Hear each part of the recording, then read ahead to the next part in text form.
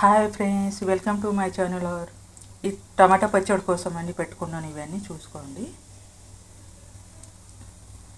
పుదీనా, చింతపండు, పల్లీలు, నువ్వులు, జీలకర్ర, పచ్చిమిర్చి, టమాటో. ఇందులో మెంతులు కూడా వేస్తారు. ఇక్కడ పెడితే తడిసిపోతాయని పెట్టుకోలేదు నేను. ఇదిగోండి ఫ్రెండ్స్, టమాటా పచ్చడి అన్నాను కదా, ఇవన్నీ వేయించుకోవాలి.